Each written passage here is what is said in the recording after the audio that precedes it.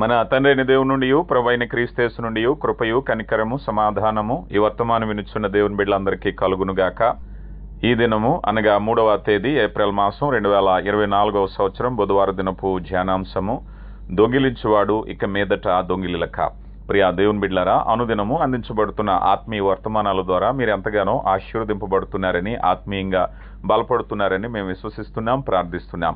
ప్రియులారా, ఈ సమయంలో దేవుని వాక్యము కొరకు ప్రార్థించి మరి చక్కని జ్ఞానముతో ఆత్మీయంగా బలపడుటకు దేవుని సహాయాన్ని తీసుకుందాం. తలలు వంచండి, కళ్ళు మూసుకోండి, ప్రార్థించుకుందాం. శక్తివంతుడా, ప్రేమ కలిగిన దేవ, మహోన్నతుడవు, మహాగణుడవు, గొప్ప దేవుడవు, మీ ప్రేమను బట్టి మహిమ చెల్లిస్తున్నాం. అయా, ఈ శ్రేష్టమైన సమయంలో జీవార్థమైన మాటలు వినుటకు కృప దయచేస్తున్నారు. ఎన్నికలేని మమ్ములను మీ కృప చేత బలపరుస్తున్న రీతిని బట్టి మీకే మహిమ చెల్లిస్తున్నామయ్యా. మేమేమైతే ఉన్నామో అది కేవలం మీ కృపా కనికర వాత్సల్యత మాత్రమే. జీవాధిపతి, కృప కలిగిన దేవ, నాయన పరసంబంధమైన భూసంబంధమైన ప్రతి ఆశీర్వాదాన్ని క్రీస్తు ప్రభులో మాకు అనుగ్రహిస్తున్నారు. కృప కలిగిన దేవ, ఈ సమయంలో ఇదిగో నాయన వాక్యపు వెలుగులో మా బ్రతుకులను సరిచేసుకుని మీకు ఇష్టలుగా జీవించటానికి కృప దయచేయమని వేడుకుంటున్నాం. నాయన, మీ కృపను బట్టి మమ్మల్ని బలపరుస్తున్నందుకు మహిమ చెల్లిస్తున్నాం. ముఖ్యంగా ఆత్మకార్యంలో మారు మనసు, రక్షణ లేని హృదయాలను కదిలించండి. మీ దాసునిగా నాయన నన్ను మరుగుపరిచి కేవలం వాక్యాన్ని మాత్రమే బయలుపరచండి. జీవాధిపతి, ఇదిగో నాయన మీ మాటల్లో మీ చిత్తాన్ని, మీ సంకల్పాన్ని, మీ జ్ఞానాన్ని అర్థం చేసుకోవడానికి అవసరమైన సామర్థ్యాన్ని మాకు కలగచేసి ఈ వర్తమానం ద్వారా కేవలం మీరు మాత్రమే మహిమ ఘనత పొందమని క్రీస్తు నామములో అడిగి వేడుకొంచున్నాం తండ్రి, ఆమెన్. ప్రియులరా, ఇక మీదట మనం ఈ అంశంలో దొంగిలివాడు ఇక మీదట దొంగిలిలక అనే మాటను గురించి ధ్యానం చేయబోతున్నాం. ఈ మాట ఎఫెసీ సంఘంలో ఉండేటువంటి సంఘానికి అపోస్తుడైనటువంటి పౌలు గారు రాశారు. ఈ మాటను అర్థం చేసుకోవాలి అని అన్నట్లయితే ఒకసారి ఎఫెసీలకు రాయబడిన పత్రిక 4వ అధ్యాయం 28వ వచనంలో, దొంగిలివాడు ఇక మీదట దొంగిలక, అక్కరగలవానికి పంచిపెట్టుటకు వీలు కలుగు నిమిత్తము తన చేతులతో మంచి పని చేయుచు కష్టపడవలెను అన్నారు. ఈ మాటను అర్థం చేసుకోవాలి అని అంటే అసలు ఈ పత్రిక ఉద్దేశాన్ని మనం ఆలోచన చేస్తే, అపోస్తుడైనటువంటి పౌలు గారు ఈ పత్రిక ఎవరికి రాశారయ్యా అన్నట్లయితే, నూతనముగా క్రీస్తులోకి మార్చబడినటువంటి అన్యులు, అంటే మార్పు చెందటం. మార్పు అనేది సాధారణంగా కేవలము బాప్తిసము, రక్షణ అనేటువంటి అనుభవాలు కేవలం ఒక రోజులో జరిగేటువంటివి కాదు. ఈ కార్యక్రమంలో మనిషి మార్పు చెందుతూ ఉండాలి. అంటే పాపపు ప్రవర్తన విడిచిపెట్టి క్రీస్తు కొరకైన నమ్మకమైన జీవితాన్ని ధరించటానికి క్రీస్తును ధరించుట అంటారు. ఎఫెసీ పత్రికలో పాపాలలో దొంగతనం అనే ఒక అంశాన్ని గురించి ఇక్కడ రాయబడింది. మనం ఎఫెసీలకు రాయబడిన పత్రిక 4వ అధ్యాయంలో 17 నుంచి 37 వచనాలు, ఈ వచనాలు భాగం అంతా కూడా నూతన జీవిత ఆవశ్యకతను గురించి చెప్పబడినట్టుగా మనం చూస్తున్నాం. ఈ 28వ వచనాన్ని ఖచ్చితంగా మనం ఆలోచన చేస్తే, దొంగిలివాడిక మీద దొంగిలక అని అంటారు. అంటే దొంగతనం చేయకుండా దానికి బదులుగా, అంటే ఇంతకు ముందు దోచుకునేవాడు దోచుకునే హస్తంతో తిరిగి ఇవ్వటము అవసరాల్లో ఉన్న వారికి. దీన్ని ఒక మాటలో మనం వివరంగా చెప్పాలి అంటే, జక్కయ్య మనకి చక్కని ఉదాహరణ. ఒకప్పుడు సుంకపు గొత్తదారుడు, అతడు ప్రజల నుంచి పీడించి వారి దగ్గర నుంచి పన్ను ఇతరత్ర ఆదాయాన్ని బలవంతంగా లాక్కుని ఎంతో మందిని బాధ పెట్టినవాడు. ఇప్పుడు ప్రభుత్వం అంటున్నాడు, ప్రభా, నేను ఎవరి దగ్గరనైనా అన్యాయంగా తీసుకుంటే వారికి నేను 4 ఇస్తున్నాను. అంటే జక్కయ్య ఒకప్పుడు తీసుకునే స్వభావం కలిగిన వాడు తిరిగి ఇచ్చే స్వభావంలోనికి వచ్చాడు. అంటే పాపములో ఉండేటటువంటి వ్యక్తులను సువార్త ఏం చేస్తుందయ్యా అంటే మార్పులోనికి దారితీస్తుంది. ఒకప్పుడు ఎలాంటి పాపములో ఉన్నవారైనా మార్పు చెందుతున్నారు. ఇదే మాట అపోస్తుడైనటువంటి పౌలు గారు కొరింథీ సంఘంలో మాట్లాడుతూ, కొరింథీలకు రాయబడిన మొదటి పత్రిక 6వ అధ్యాయము 9-10 వచనాల్లో, అన్యాయస్తులు దేవుని రాజ్యమునకు వారసులు కానేరని మీకు తెలియదా? మోసపోకుడి, జారులైనను, విగ్రహారాధికులైనను, వ్యభిచారులైనను, ఆడంగితనము గలవారునైనను, పురుష సంయోగులైనను, దొంగలైనను, లోబులైనను, త్రాగుబోతులైనను, దోషకులైనను, దోచుకునివారైనను దేవుని రాజ్యమునకు వారసులు కానేరరు అంటున్నారు. ప్రియులారా, ఈ మాట చూడండి ఎంత స్పష్టంగా చెప్పబడుతుందో. ఈ లక్షణాలు ఉన్నటువంటి వారు ఈ లక్షణాలను విడిచి మార్పు చెందాలి. దీన్నే నూతన స్వభావంలో సృజించిన వాని పోలిక చొప్పున మార్చబడుట. శరీరాశలు ఇక్కడ చెప్పబడిన 9-10 వచనాల్లో శరీరాశలు. ఇందులో ఒక మాట ఇప్పుడు మనం చదువుతున్నాం, 10వ వచనం, దొంగలైనను అన్నారు. అంటే ఈ మాట కొరింథీ సంఘంలో కూడా దొంగతనాన్ని గురించి వ్రాయటం అని చెప్తున్నారు. అంటే ఇక్కడ బహుశా ఎఫెసీ సంఘంలో కూడా దొంగలు ఉన్నారేమో.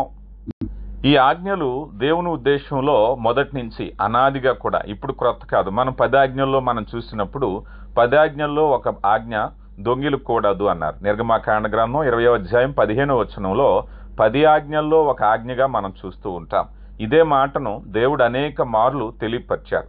మనం లేవికాండ గ్రంథం 19వ అధ్యాయము 11వ వచనాన్ని కూడా చూస్తే 19వ అధ్యాయము 11వ వచనంలో, నేను మీ దేవుడినైన యెహోవాను, మీరు దొంగిలింపకూడదు, బొంకకూడదు, ఒకనితో ఒకడు అబద్ధమాడకూడదు, నా నామమును బట్టి అబద్ధ ప్రమాణము చేయకూడదు, నీ దేవుని నామము అపవిత్రపరచకూడదు, నేను యెహోవాను అన్నారు. ప్రియులరా, ఈ మాటను జాగ్రత్తగా ఆలోచన చేశారా? ఇదిగో, మీరు దొంగిలింపకూడదు, బొంకకూడదు, ఒకనితో ఒకడు అబద్ధమాడకూడదు అన్నారు. అంటే దేవుని యందు యథార్థత కలిగి ఉండటం. ఇదే మాట ఈ 13వ వచనం, లేవికాండ గ్రంథం 19వ అధ్యాయం 13వ వచనం దిగువ భాగంలో అంటున్నారు, నీ పొరుగువాని హింసింపకూడదు, వానిని దోచుకొనకూడదు, కూలివాని కూలి మరునాటి వరకు నీ యొద్ద ఉంచుకొనకూడదు అన్నారు. అంటే దొంగతనం అంటే చాలా మంది ఏదో చిత్రీకరణలో అందరూ నిద్రపోయిన తర్వాత వారి దగ్గరికి వెళ్ళి వారి లాకర్లో ఉన్నవి, వారి వస్తువులు వారికి తెలియకుండా అపహరించటమే దొంగతనం అనుకుని చాలా మంది ఉంటూ ఉంటారు.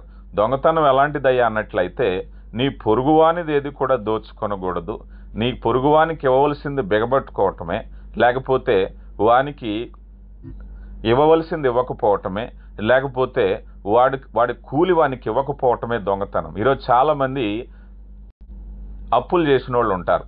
అప్పులు చేసిన వాళ్ళు చాలా మంది ఎగగొట్టే వాళ్ళని మనం చూస్తూ ఉంటాం. ఎప్పుడైనా మీరు గమనించారా? అవసరమని తీసుకోవటం, లేకపోతే కష్టంలో ఉన్నాను, బిడ్డల అవసరాలు, ఆకలి, మరొకటి నిరుద్యోగము, ఏవో ఒక మంచి మాటలు చెప్పి ఎదటి వ్యక్తి నుంచి ఆ డబ్బును తీసుకుని ఆ డబ్బు తిరిగి ఇవ్వకపోవటం ఏమిటో తెలుసా? దొంగిలించటమే. అంటే నీ పొరుగువానిది ఆశించటం. ప్రియులారా, గమనించండి, ఆజ్ఞలలో ఒక ముఖ్యమైన ఆజ్ఞ నీ పొరుగువానిది ఆశించటం. కొంతమంది ఈరోజు ఒక వ్యక్తి దగ్గర డబ్బు తీసుకున్న తర్వాత ఏ విధంగా ఆ ఇవ్వకుండా ఎగగొట్టాలని ఆలోచన చేస్తూ ఉంటారు. ప్రియులారా, గమనించారా? అంటే తిరిగి ఇవ్వకుండా చేసే ఆలోచన ఏమిటయ్యా అంటే దొంగతనమే. ఇప్పుడు ఆ వ్యక్తికి తెలియకుండానో, వారు నిద్రిస్తున్నప్పుడో, ఇంట్లో లేనప్పుడో, వారి లాకర్లో వారి అనుమతి లేకుండా చేసింది దొంగతనం అనుకుంటే ఇది దొంగతనమే ఖచ్చితంగా. ఒక వ్యక్తి దగ్గర చక్కగా అడిగి తీసుకున్న తర్వాత మరలా అది ఇవ్వకపోవటం అంటే పొరుగువానిది నీ దగ్గర ఉంది. ఇప్పుడు నువ్వు ఎవరి దగ్గరైనా డబ్బులు తీసుకుంటే దాని అర్థం ఏమిటంటే నీ పొరుగువాని కష్టార్జితం కావచ్చు, నీ పొరుగువాని డబ్బు కావచ్చు, నీ దగ్గర ఉంది. నీ పొరుగువాని డబ్బు నీ దగ్గర ఉన్నప్పుడు తిరిగి ఇవ్వకపోవటం ఏమిటంటే నీ పొరుగువానిది నువ్వు ఆశిస్తున్నావు. అది దొంగతనంగా చెప్పబడింది. వాస్తవానికి బైబిల్ పండితుల ప్రకారంగా కొరింథీ పత్రికలో మొదటి పత్రిక 6వ అధ్యాయం 9వ వచనం శరీర క్రియలు ఆ జాబితా మనం చదువుకున్నాం కదా. ఈ జాబితాలో ఉండేది ఏంటంటే, కొరింథీలో చాలా మంది బైబిల్ పండితులు చెప్పటం ఏమిటంటే వారిలో దొంగతనం ఆచారంగా ఉండేదట. మనకు కూడా చూడండి, మన రాష్ట్రంలో స్టూవర్ట్ పురాణం గురించి గతంలో, ఇప్పుడు కాదు సుమా, ఒకప్పుడు చాలా మంది దొంగలు ఉండేవారు అనేటువంటి ఒక మానవుడు. అంటే అది ఒకరి నుంచి ఒకరికి ఒక క్రమంగా వచ్చేటటువంటిది దొంగతనం. ప్రియులారా, అలాగా కొరింథీ సంఘంలో కూడా అలాంటి దొంగతనపు ఆచారం ఒకటి ఉందనేటువంటిది వారసత్వంగా పొందేటటువంటి వారిగా చూసేవారు. అయితే ఈ దొంగతనం చాలా రూపాల్లో ఉంది. కొంతమంది బ్యాంకుల్లో దోచుకుంటున్నారు, కొంతమంది ఇంట్లలో దోచుకుంటున్నారు, కొంతమంది షాపుల్లో దోచుకుంటున్నారు, కొంతమంది యజమానుని మోసం చేయటం ద్వారా. అంటే ఒక వ్యక్తి దగ్గర మనం పనిచేస్తున్నాం, పనిచేసేటప్పుడు యజమానుని మోసం చేయటం ఎన్ని రకాలుగా ఉందో చెప్పండి. యజమాని ఇంట్లో వస్తువులు యజమానికి తెలియకుండా తీసుకోవటం దొంగతనమే. యజమానికి అందించవలసిన శ్రమ అందించకుండా జీతం తీసుకోవటం దొంగతనమే. బ్యాంకుల్లో దొంగతనాలు, పెద్ద పెద్ద నాయకులైనటువంటి వారు వేల కోట్ల రూపాయలు దొంగతనం అపహరించినప్పటి నుంచి ఈరోజు షాప్లో ఏదైనా ఒక గుండు పినిస్ కూడా నువ్వు తెలియకుండా తీసుకోవటం దొంగతనమే. ఏదైనా దొంగతనమే. దొంగతనం అనేది రూపాన్ని బట్టి ఉండదు, స్వభావాన్ని బట్టి ఉంటుంది కదా. దొంగతనం అనేది రూపాన్ని బట్టి ఉండదు. కొంతమంది మనం చూస్తూ ఉంటాం, పలానా మనిషి వస్తే ఏ వస్తువు కనిపిస్తే ఆ వస్తువు పట్టుకుపోయే స్వభావం. అంటే స్వభావం వాళ్ళకి అవసరాన్ని బట్టి కాదు. నిజంగా అవసరం వచ్చి తీసుకునే దొంగతనాలు కొన్ని ఉంటే వాటిని కూడా సమర్థించేది లేదు సుమా, అవి కూడా అంగీకరించబడేటటువంటివి కాదు. అయినా చెప్తున్నాం, అది ఎలాగయ్యా అన్నట్లయితే కొన్నిసార్లు కొంతమందికి స్వభావమే దొంగతనం. వాళ్ళకి అవసరం లేకపోయినా విలువైన వస్తువు అంటే పట్టుకుపోవాలి. అలాంటి స్వభావం కలిగిన వారిని దొంగతనపు స్వభావం అంటారు. సాధారణంగా దొంగతనాల్లో మనం చూస్తే వ్యాపార లావాదేవీలు చూస్తూ ఉంటాం. వ్యాపార లావాదేవీల్లో యజమానులను ఖాతాదారులు మోసం చేయొచ్చు, ఖాతాదారులను యజమానులు మోసం చేయటం మనం చూస్తూ ఉంటాం. కొన్నిసార్లు వారు ఈ వస్తువు ఇంత అని చెప్పి ఇచ్చినప్పుడు దానికి తగిన కొలత లేకపోతే ఆ ఖాతాదారుల దగ్గర నుంచి వ్యాపారస్తులు దొంగతనం చేస్తున్నారు. ఇది కేజీ అని చెప్తున్నారు, అందులో కేజీ లేకపోతే అది ఖచ్చితమైన దోపిడీ, అది దొంగతనంగా చెప్పబడుతుంది. అలాగే ఖాతాదారులు కూడా యజమానులకు తక్కువ వెల ఇచ్చి ఎక్కువగా ఏదో రూపేణ వారికి తెలియకుండా దాన్ని సంపాదించుకోవటం కూడా దొంగతనంగా చెప్పవచ్చు. ఇంకొకటి, కొన్ని వస్తువులు ఉంటాయి, ఆ వస్తువుల గురించి యథార్థంగా చెప్పకుండా అమ్మకం కూడా దొంగతనమే. సాధారణంగా కొన్ని వస్తువులు మనం చూస్తూ ఉంటాం, ఈ వస్తువు వాడినట్లయితే మీకు మేలు జరుగుతుంది, లేకపోతే మీకు ఆరోగ్యం వస్తుంది, మీకు మరేదో వృద్ధి చెందుతుంది. కొంతమంది ఈరోజు ఇది తైలం రాసుకుంటే జుట్టు వస్తుంది అంటారు, అక్కడ జుట్టు రాదు, ఏమీ రాదు, అదంతా మోసం. ఇది రాసుకుంటే తెల్లగా మారిపోతారంటారు.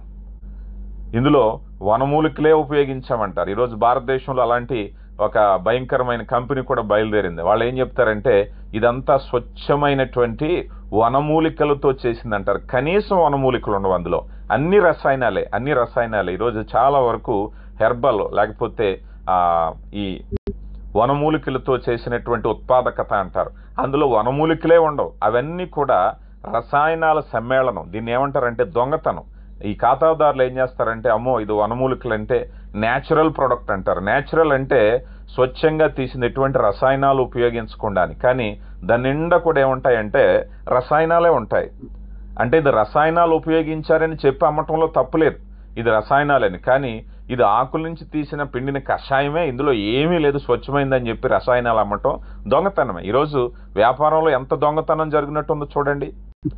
అలాగే యజమానుల దగ్గర పనిచేసేటువంటి వారు చాలామంది ఈరోజు ఎక్కడైనా బయటకు వెళ్ళినప్పుడు, పలానా క్యాంపుకు వెళ్ళినప్పుడు వీరు సొంత పనులు చేసుకుని యజమానులకి నేను ఆ పనే చేస్తున్నాను అని చెప్పేటటువంటిది కూడా దొంగతనంగా చూస్తుంది. ఈరోజు ప్రభుత్వాన్ని మోసం చేసేవాళ్ళు, ట్యాక్సులు కట్టవలసిన వాళ్ళు కట్టకపోవటం, లేకపోతే ప్రభుత్వ బిల్లులు కట్టకపోవటం, కరెంటు బిల్లులు కట్టకపోవటం, వాటిని ఏదో ఒక విధంగా దాన్ని అధిగమించేసి, ఎందుకనంటే వ్యక్తులైతే ముఖాముఖిగా అడుగుతారు గవర్నమెంట్దే కదా అనేటువంటి భావం. ఏదైనా ప్రభుత్వ చట్టాలను జాగ్రత్తగా మనం గౌరవించాలి. అలా ఇక్కడ చూస్తే దొంగతనాల్లో మరొకటి ఉందో చాలా ముఖ్యమైనది. అదేమిటో తెలుసా? దేవుని దగ్గర దొంగతనం చేసేవాళ్ళు. ప్రియులారా గమనించండి, దేవునికి ఇచ్చే విషయంలో కూడా దొంగలున్నారు. మనం కొరింథీయులకు రాయబడిన మొదటి పత్రికలో 16వ అధ్యాయము మొదటి 2 వచనాలని మనం చూస్తే, కొరింథీయులకు రాయబడిన మొదటి పత్రిక మొదటి 2 వచనాల్లో, పరిశుద్ధుల కొరకైన చందా విషయమై నేను గలతీ సంఘమునకు నియమించిన ప్రకారము మీరును చేడి, నేను వచ్చినప్పుడు చందా పోగు చేయకుండా ప్రతి ఆదివారమును మీలో ప్రతివాడు తన వర్ధిల్లును కొలది తన యొద్ద సొమ్ము నిల్వ చేయవలెను అన్నారు. ఈ మాటకు అర్థం ఏమిటయ్యా అంటే పరిశుద్ధుల కొరకైన చందా విషయం అంటే ప్రతి ఆదివారము ఇదిగో దేవుని సన్నిధిలో కానుక ఇవ్వాలి, దేవుని నియమం ఇది. అలా చేయకపోవటమే దొంగతనం. ఈ మాట ఇంకా వివరంగా చెప్పాలి అంటే మలాకీ పత్రికలో చాలా వివరంగా రాయబడుతుంది, మనందరికీ తెలుసు కదా. ఆ మాట చూద్దాం రండి.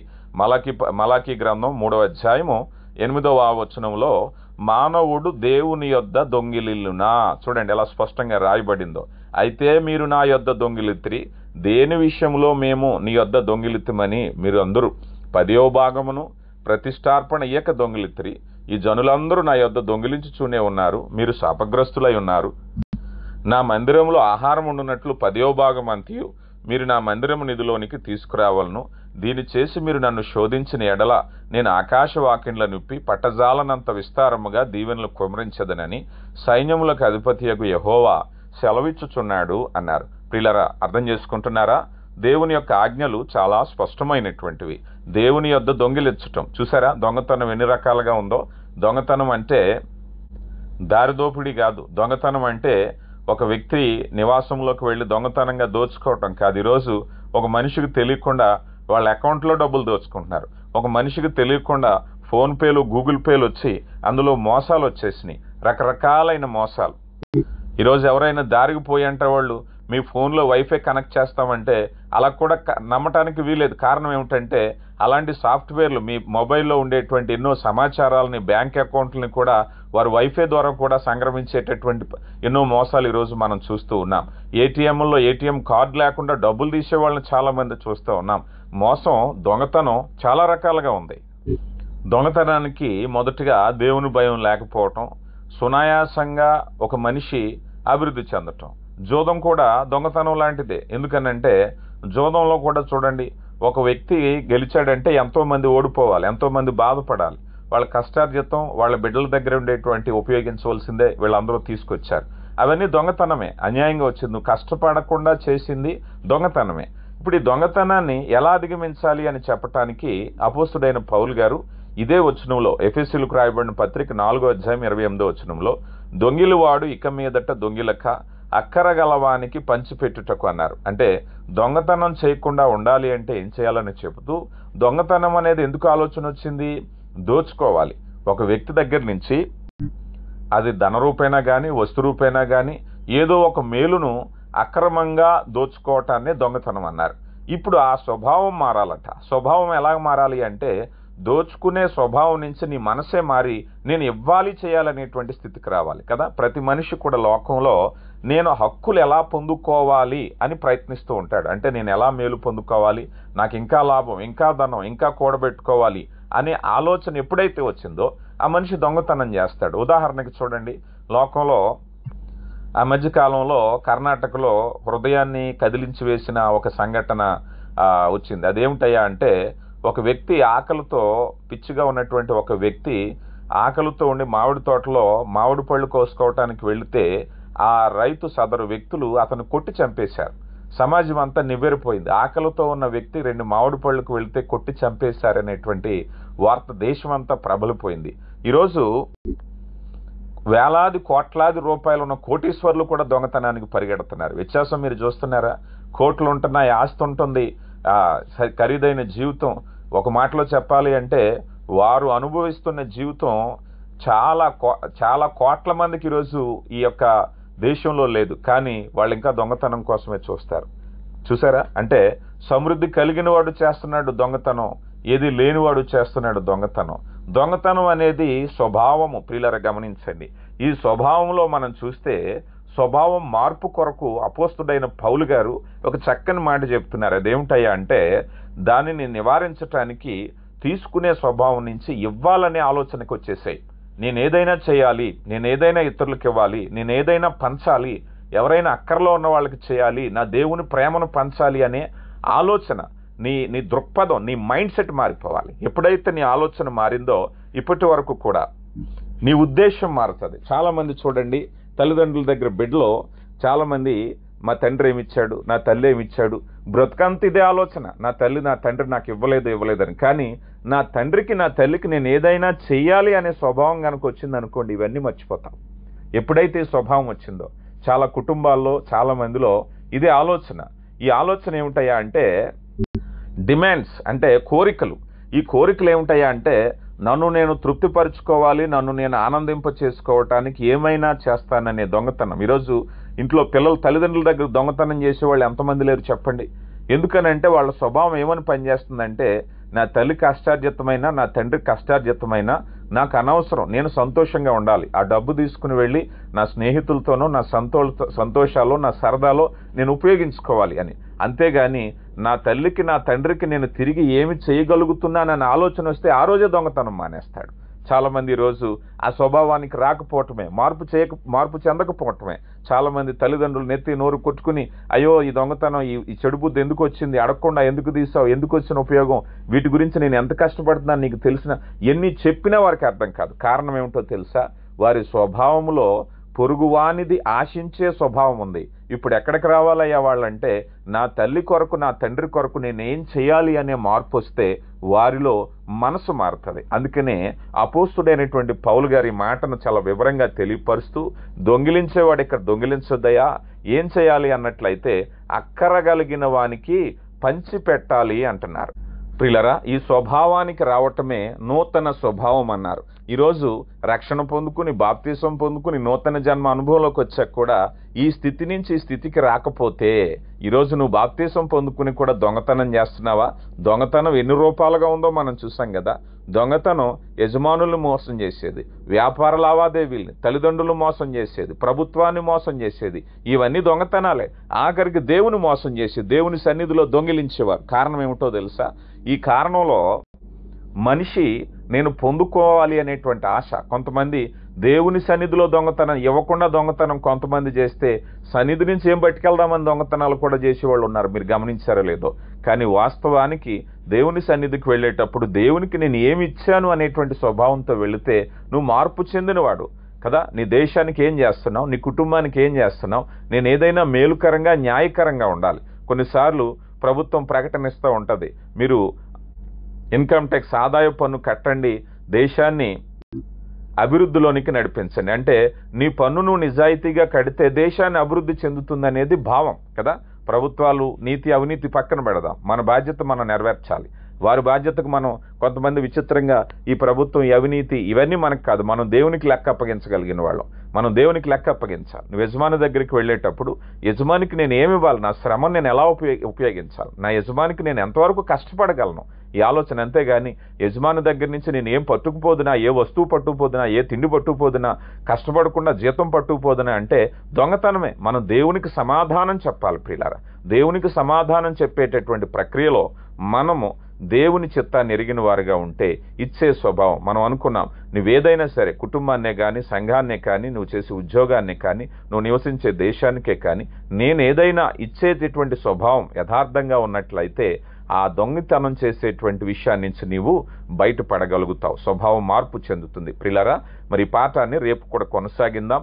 మీ హృదయానికి తాకినట్లయితే ఈ సందేశం ఇతరులు వింటే ఉపయోగకరంగా ఉంటుంది అనుకుంటే కనీసం ఒక 20 మందికి వాక్యాన్ని పంపించి వారు వినటానికి ప్రోత్సహించండి. ఆత్మీయ జీవితాలకు సహకరించండి. దేవుడు మిమ్మల్ని దీవించునుగాక. ప్రార్థించుకుందాం. కృపగలిగిన దేవ, ప్రేమ నమ్మకం కలిగిన మా కన్న తండ్రి, నాయనా జీవార్థమైన మాటల చేత మమ్మను బలపరిచారు. విన్న వాక్యాన్ని మా హృదయాల్లో స్థిరపరచండి, బలపరచండి. అయ్యా ఇదిగో నాయనా, దొంగిలి వాడికి మీదట దొంగిలిక అన్నారు. అవునాయనా, ఆ రీతిగా జీవించటానికి కృప దయచేయండి. మీ చిత్తాన్ని ఎరిగిన వారుగా మా జీవితాలను సరిచేసుకోవటానికి కృప దయచేయండి. వాక్యం విన్న బిడ్డలందరినీ దీవించండి. అయ్యా, వాక్యం విన్న బిడ్డలు మరలా సువార్తలో భాగంగా అనేకులతో పంచుతుంటుండగా సువార్త ద్వారా వచ్చే ఆశీర్వాదాల చేత వారిని, వారి బిడ్డల్ని, వారి కుటుంబాలని దీవించండి. మా సహవాసాన్ని ఆత్మీయ లోతుల్లోనికి నడిపించి ఈ వర్తమాన కార్యక్రమం ద్వారా కేవలం మీరు మాత్రమే మహిమా ఘనత పొందమని క్రీస్తు నామములో అడిగి వేడుకొంచున్నాం తండ్రి. ఆమేన్.